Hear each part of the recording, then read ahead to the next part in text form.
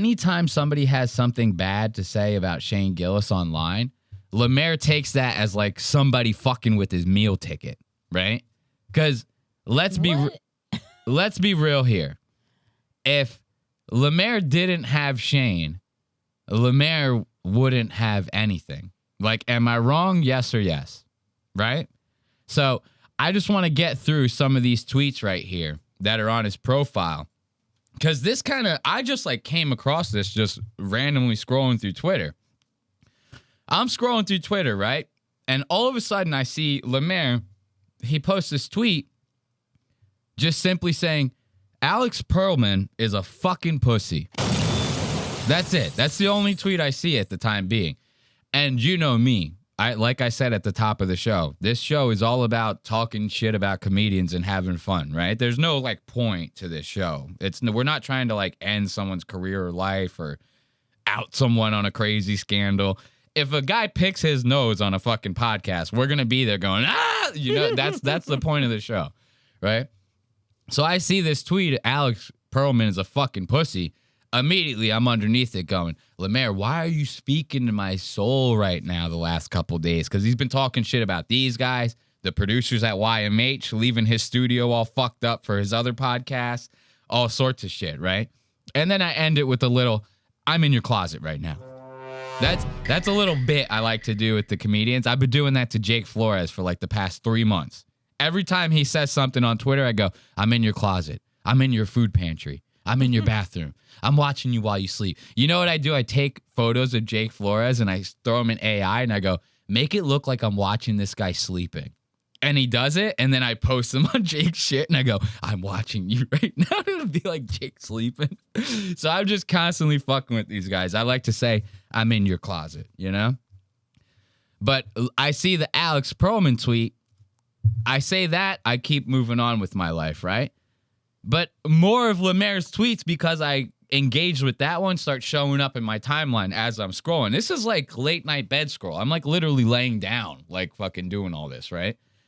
And he just keeps going off about this Alex Perlman guy. The next one, I've known him a long time and used to edit his podcast, Biggest Dick in the World. You know? Alex Perlman has never helped any of his friends. These are back to back to back to back. Alex Perlman's best friends in Philly were always the ones molesting women. Tell the news about that. You see what Lemaire's drunk. He's literally obviously wasted typing these things off. It was like 6:45. 6:45 p.m. Yeah. Yeah, Lemaire will get wasted at 6:45 p.m. Don't put it past him. Lemaire will get drunk at 6:45 p.m., okay? You have to be wasted for all this. He can't be, no sober person is that. Well, I mean, Lemaire kind of is like a kid. He's like a 50-year-old kid. Is he that old? I think Lemaire is like 40-something, almost 50.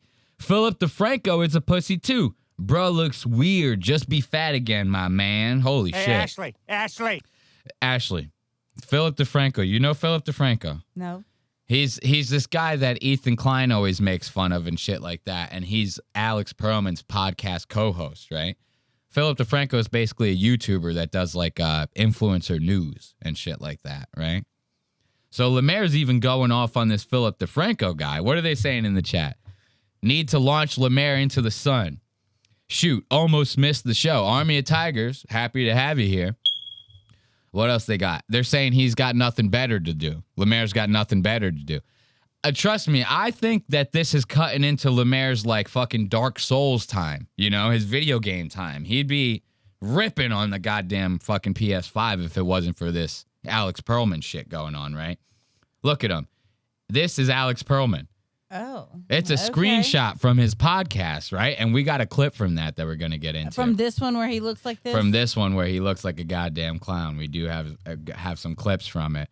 Lemaire, and he has red hair, too? And he has red hair. He's a goddamn ginger, bro. Tell me about it. So, Alex, look, Lemaire's still going off. Red nose, red hair bitch boy with this fucking confused ass dumb YouTube friend. Quote, if you're gonna be a clown, be a clown. Bitch, you're a bank manager. Lemaire is calling this guy out like nonstop. I bet you don't even like each other. Opportunist ass, combination ass, podcast bullshit. Alex Pearlman still stinks. Now, this Alex Pearlman still stinks was the next morning. You see what I'm saying? He wakes up the next morning and he goes, oh, I fired all those off last night. I'm a double down. Alex Pearlman still stinks. You see what I'm saying here? Now, that right there, to me, that's pretty evident that he was probably wasted when a lot of this shit was going down, right? Somebody needs to take his phone away when he's drinking. You know what they need to do is since Shane is so good friends with Joe Rogan, right? He needs to borrow a couple of those Yonder bags from Joe's Club. You know, they make you put your cell phone in the bags when you go see comedy there. No. Yeah, they do. And he needs to go borrow a couple of those Yonder bags from Rogan. And every time Lemaire gets home, Shane goes, put your phone in the bag. He goes, I don't care. Put your phone in the bag. We're all going to be drinking and shit later. And we're not going to put locks on the alcohol. So put your phone in the bag. We'll unlock it when we wake up in the morning. All right? Every night he should be doing that to Lemaire. You know? But it makes for good TV, I guess, right? You know? Lemaire's out there tweeting. It makes for good TV. Now, let's check out the podcast in question. Was it really even that bad? Like, was something... Because I see all those tweets, right? And I assume that it might have something to do with Shane. But at the same time, Lemaire has another podcast called Panties in the Mouth that he does with Nate Marshall. So maybe Alex was talking shit about panties in the mouth, you know. Maybe it was something personal that had to do that Lemaire's just blasting online. Who thought, you know? Who thought? I know I didn't thought. I just lost track of what I was doing, and I go, who thought? As if, like, that was the thing to say. So now look at this clown-ass intro right here. This is fucking crazy. We live in a Ain't that crazy? Look at this. It was all just ridiculous. We live in a Yay! Why are you doing this to me? Why are you doing this to me with this yay right here? And this guy looking like this right here. Red hair, red beard, red everything else. Kill him. Lemaire was right. Lemaire was right. I saw the second I saw the curtains. Yay! I go, fuck, dude. I have to back Lemaire now. You know what I mean? I go, fuck, man. I have to back Lemaire Lee. This guy, dude. This guy. They're saying in the chat, can't have them bad talking his daddy Shane. Oh, wait until you hear Alex Pearlman go off, dude. He fucking calls these guys out on like every single fucking point that they have right now. But I just wanted to show you this intro. We live in a fucking clown world, Philip. We live in a fucking circus, Phil. Like, that's what we live in, a parody of a circus. This isn't even like I was sitting there watching this. There's a little bit of it where I kept cringing a little bit, wanted to be like, calm down, liberals. Let them have their little fun. But there was a certain point there where I was just like, this is fucking dumb. This is so stupid. Having to watch everybody, including Joe Rogan's too short tie. Joe Rogan's tie was very short during that event. It wasn't that short. That's AI. That's AI right there. Hold on, Ashley. I see you getting all crazy. Ashley's jaw just dropped to the floor, guys. Hey, Ashley. Ashley saw this tie right here. Her jaw dropped to the floor. She goes, oh, that was not really his tie. You know, girls, they put their hand over their mouth. They go, oh, no. She thought this was real, guys. It's an AI photo, Ashley. Don't worry. His tie was short, though. It only went down to, like, his sternum. You know, it was, like, down to here. That's about it. So he did have a very short tie. But there's Philip's intro, or the Alex Pearlman intro really ain't nothing. I just wanted to show you guys the curtain reveal. The yay! You know? This is the kind of guy we're dealing with. And you see his demeanor when he's talking. He's like, this is like happening, and it's like a parody of a circus. So he like has to like shake his body for some reason. It's too much. It's very weird. I don't like how he does that. And when he goes on this rant we're about to watch, he's doing that like it looks like he's about to have a seizure. Everything he's saying, he's like, it's a fucking crazy world out there. Is that what he does all the time? All the time. When he's like talking about something, he starts moving his body like he's fucking goddamn Michael J. Fox. I'm like, holy shit, calm down here, dude. It's fucking Back to the Future. Listen to this rant. Lemaire, this right here, I saw this, I go, no wonder Lemaire sent those tweets out.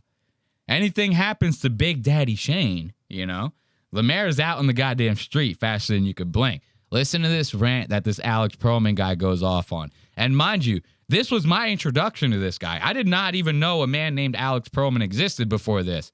But I liked what I saw here when he started calling out all these goddamn comedians. Listen to this. One of the things that what caught me off guard was after the Josh Hokett stuff, you had, Barstool's Dave Portnoy, saying that the president needs to denounce this. And I was like, what? Portnoy's saying this? Shane Gillis, was like, I didn't like the comment, but I was like, last week you were. Look at Shane getting caught by TMZ walking in that bitch.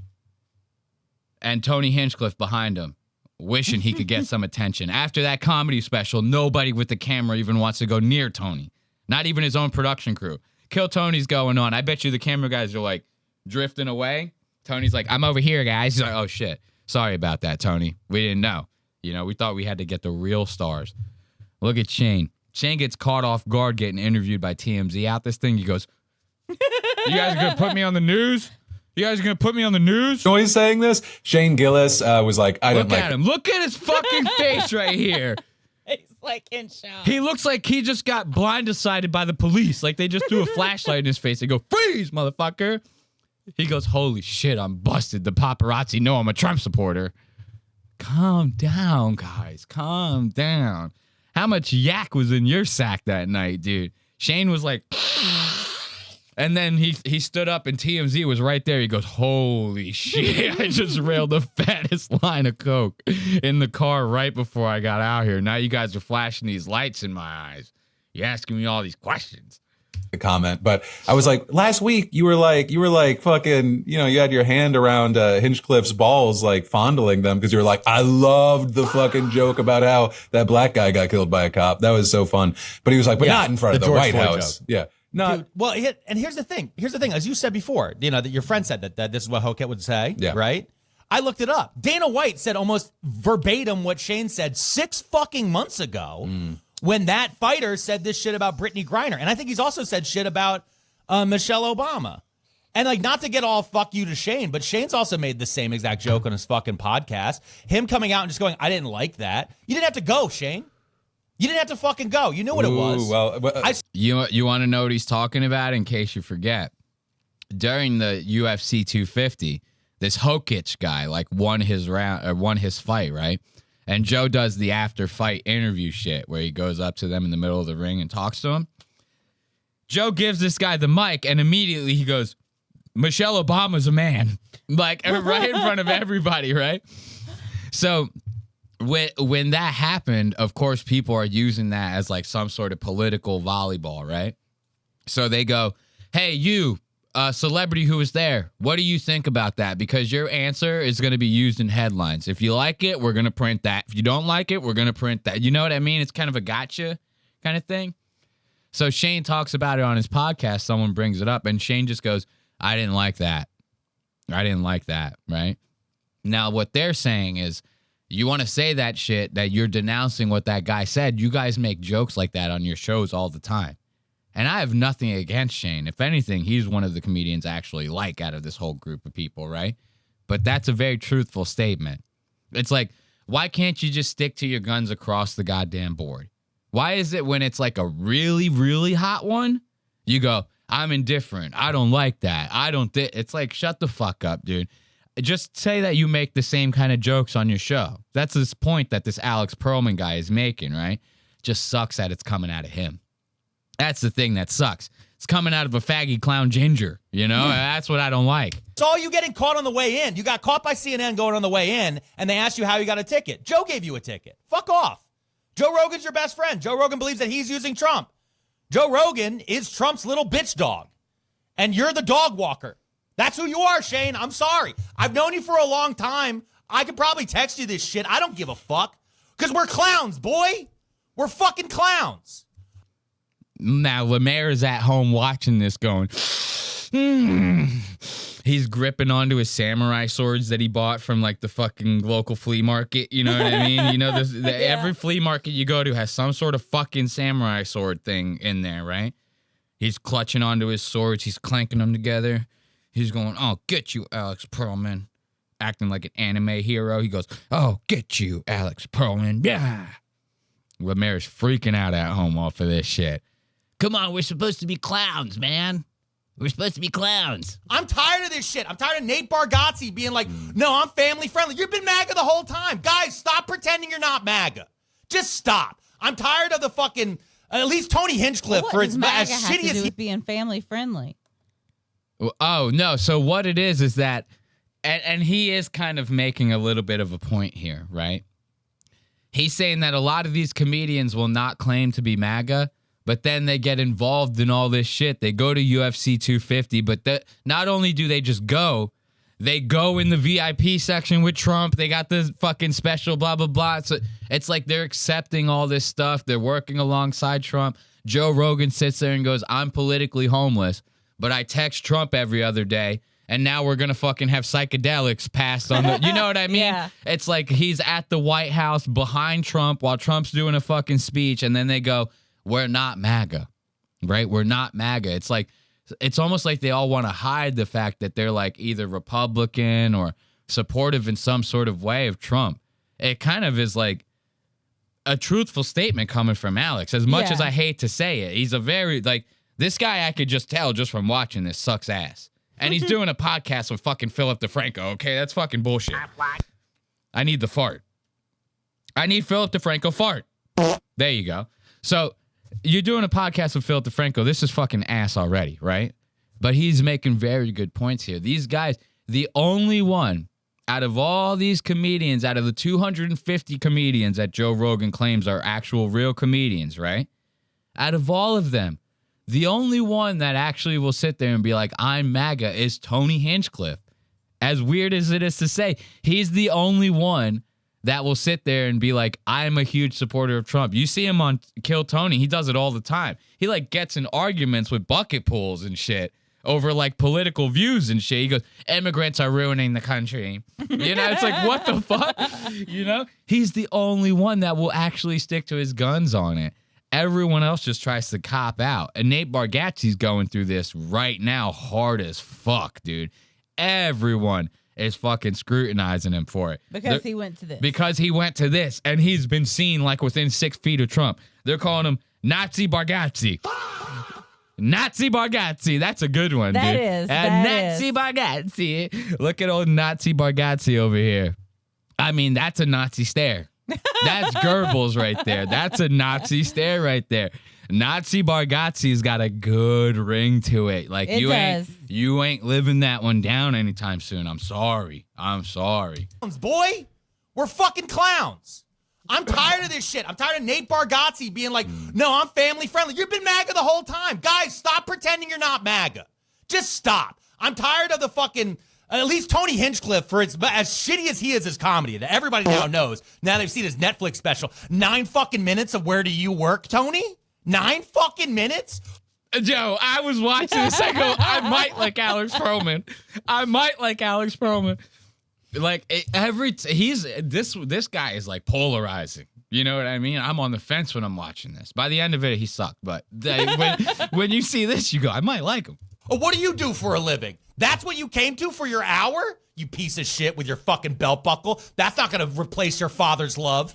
The fucking bullshit with all of these guys. All fucking claim. At least Tony had straight up admits he's MAGA.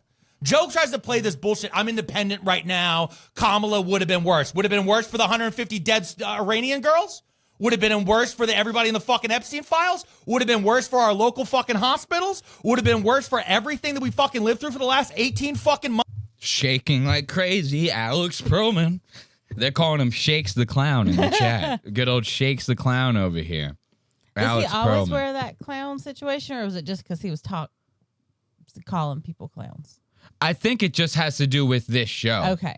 Because essentially the whole the gist of this episode was the 250 Freedom, the UFC 250 Freedom event was Clown World, like where it's a clown show. Yeah. I heard him know? say that. That's why I was asking. Yeah, Does so- he do that all the time, or was it specific to this? I don't know. This is literally the only anything of this podcast that I've watched ever. Their podcast is called like the Crash Out Podcast or something like that. Obviously Alex Perlman, Philip DeFranco. I would imagine he probably this is something that is not something that he stays away from. I could see him doing like themed outfits like per episode, not for everyone, but every now and then when they get what they consider a good hit on something, you know, he does a little dress up for it, thinking it's going to strengthen his bit. But that's going to do it for our finger on the pulse segment. Do not talk bad about Big Papa Shane Gillis. If you're talking bad about Big Papa Shane Gillis, forget it, dude. Lemaire is going to be on your... He's coming for dude, you. He's going to be on your goddamn ass.